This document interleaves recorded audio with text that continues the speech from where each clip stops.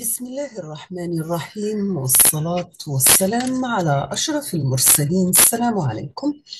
Bonjour tout le monde. Aujourd'hui, on va voir ensemble le chapitre numéro 1, fait le module système embarqué pour Master 2 électronique des systèmes embarqués. On va commencer par définir c'est quoi un système embarqué. Ébauche d'une définition, donc c'est un système électronique et informatique autonome qui est dédié à une tâche particulière et contenu dans un système englobant. Il n'est généralement pas programmable et pas d'entrée-sortie standard. Les matériels et les applications intimement liés, logiciels enfouis, noyés dans le matériel pas facilement décernable comme dans un PC. Ils sont partout, dans les radios, dans les réveils, etc., dans les machines à café, télévision, télécommande, moyens de transport, voitures à foison, etc. Et aussi dans les systèmes portables. Quelles sont les caractéristiques principales d'un système embarqué? Donc, ce sont des systèmes principalement numériques, mais généralement en œuvre un processeur, exécute une application logicielle dédiée précise, non pas une application scientifique au grand public. Il n'y a pas, pardon,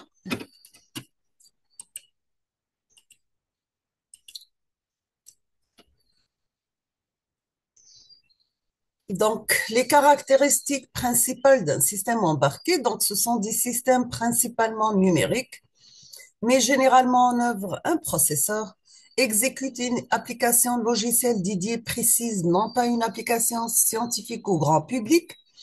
Il n'a pas réellement de clavier standard et l'affichage est limité.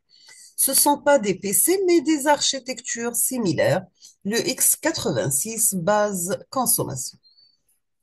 L'embarqué en quelques chiffres. Vous avez en 1999, il a été vendu dans le domaine de l'embarqué 1,3 milliard de processeurs 4 bits, 1,4 milliard de processeurs 8 bits, 375 millions de processeurs 16 bits, 127 millions de processeurs 32 bits, 3,2 millions de processeurs 64 bits. Il a été vendu 108 millions de processeurs pour le marché du PC. En 2004, vous avez 14 milliards de processeurs pour l'embarqué type microprocesseur, microcontrôleur, le DSP, etc. Et on trouve aussi 260 millions de processeurs PC. Quels sont les champs d'application? Vous avez quatre grandes classes. Premièrement, le calcul généraliste similaire aux applications bureau, mais embarqué, l'assistant personnel, téléphone portable, etc. Des consoles de jeux vidéo, set-top box. Deuxièmement, le contrôle de systèmes moteurs, voitures, avions, process, chimiques, nucléaires, navigation, etc. Et aussi dans le traitement du signal pour la compression vidéo, les radars, le flux de données, etc. Et aussi dans les réseaux et communications, la transmission de données, commutation, routage, téléphone, Internet, etc. On va prendre maintenant quelques exemples de systèmes embarqués. Vous avez le premier type, c'est grand public. Donc, ce sont des appareils photographiques et caméras, lecteurs DVD, chauffage et climatisation, éclairage, électroménager, domotique, sécurité pour l'incendie, l'intrusion, surveillance et piscine, et l'ascenseur, le hi-fi, les audios et vidéos pour les consoles de jeux, décodeurs, etc. Et aussi dans le domaine de transport pour les automobiles, aéronautique, spatiale, marine, assistance à la conduite et ou bien au pilotage, maintenance, signalisation, contrôle du trafic aérien, maritime. Donc l'aujourd'hui aide, demain automatique. L'objectif, c'est trafic autoroutier et aussi pour les distributeurs de billets dans les radars, etc. Dans le domaine de défense, c'est pour le contrôle de trajectoire et le lanceur, etc. Dans le secteur manufacturier et industrie, donc on trouve les chaînes de production, les automates, production et distribution d'électricité, les réacteurs chimiques, réacteurs nucléaires, raffineries, dispositifs de sécurité, aide à la maintenance, etc.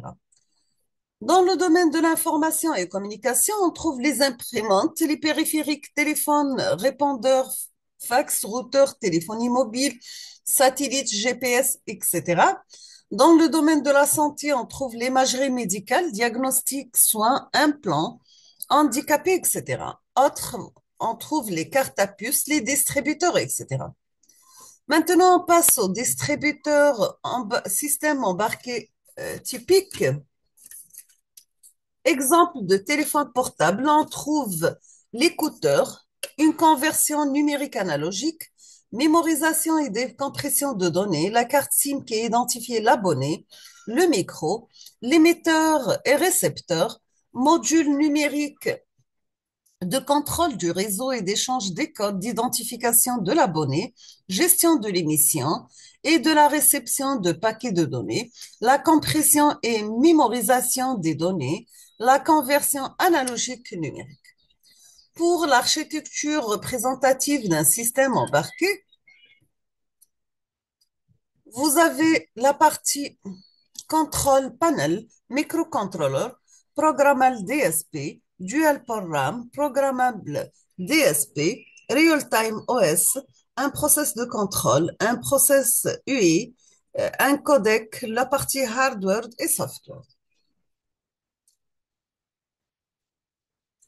Pour un système embarqué typique, on trouve CPU avec une liaison bidirectionnelle avec les logiciels, mémoire, le FPGA, la conversion analogique numérique, interface en machine, port de diagnostic, système auxiliaire, pardon. Donc, si vous avez l'entrée détecteur qui passe à travers une conversion analogique numérique et aussi le CPU, après, on va faire l'opération inverse, la conversion numérique analogique. Là, le signal de sortie va passer à travers un actionneur. La sortie de l'actionneur, c'est l'environnement passe à travers environnement extérieur. Ça sera une entrée pour détecteur et ainsi de suite.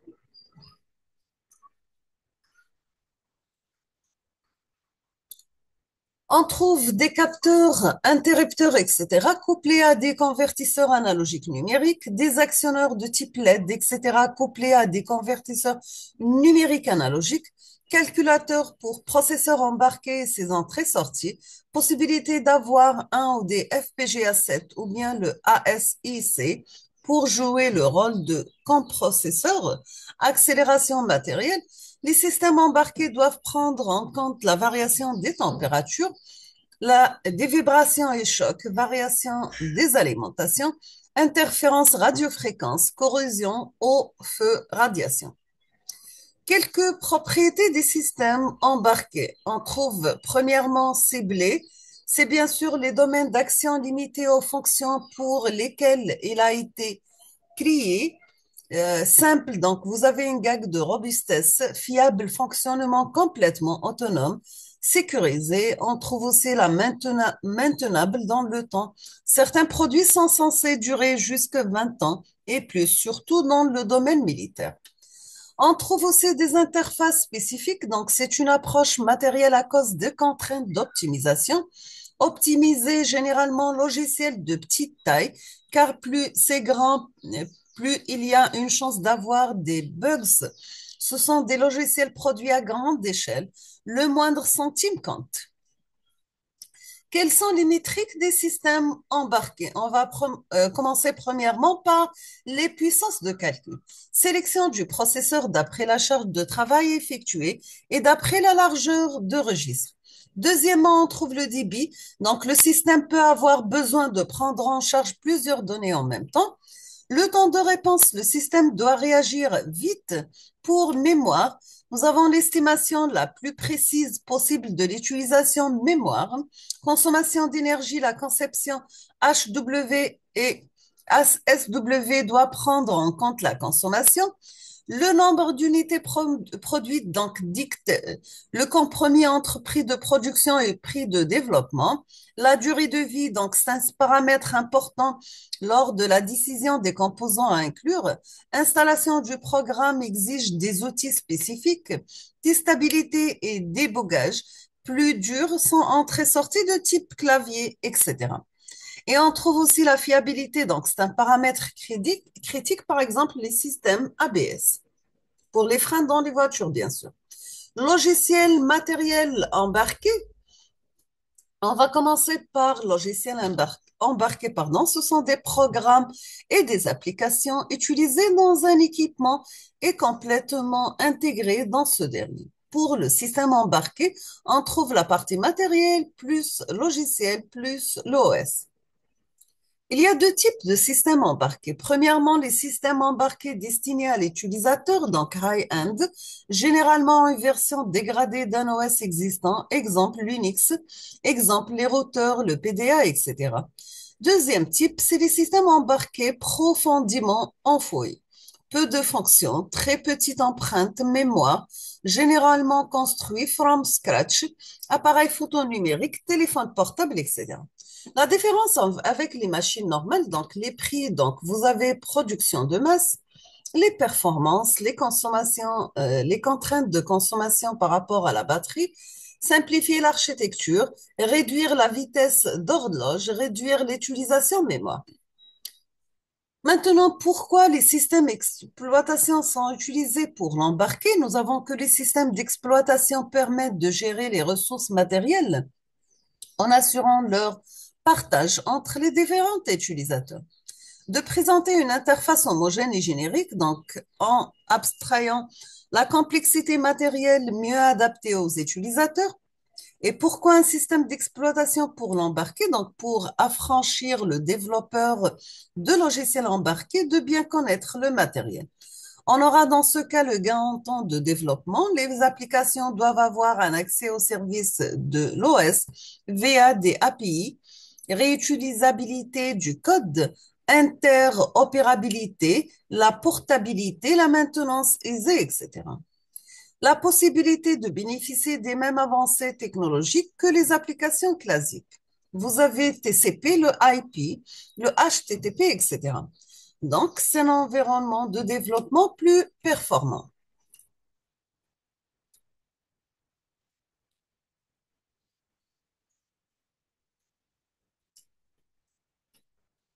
Donc, aussi, nous avons le contrôle de process sans ou à faible contrainte temporelle.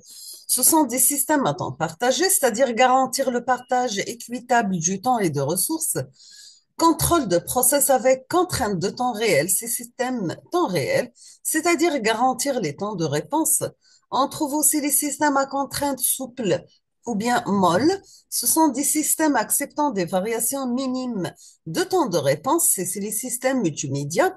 Des systèmes à contrainte dure, gestion stricte du temps pour conserver l'intégrité du système, déterministe, logique et temporel et fiabilité. Quels sont les défis de l'embarqué? Donc, concevoir et produire vite le logiciel et le matériel à bas coût, répondre aux contraintes non fonctionnelles pour la taille, les performances et consommation, apprendre la complicité matérielle, logicielle et intergicielle, prévoir la réutilisation du système pour plusieurs générations, un compromis difficile à respecter, problème multicritères et aussi pour le coût, performance et consommation. On termine avec ce résumé. Donc, vous avez que les systèmes embarqués sont en plein essor commercial et sont donc conçus à base de processeurs et programmables. Ce sont des systèmes autonomes, le plus souvent temps réel. La conjonction de ces facteurs conduit à des contraintes d'ordonnancement sévères en temps de prédibilité et taille mémoire. On va s'arrêter ici aujourd'hui. On termine la suite la prochaine vidéo, Inch'Allah. Je vous laisse le temps de euh, bien réfléchir sur des questions concernant ce module et à la prochaine vidéo. Merci beaucoup.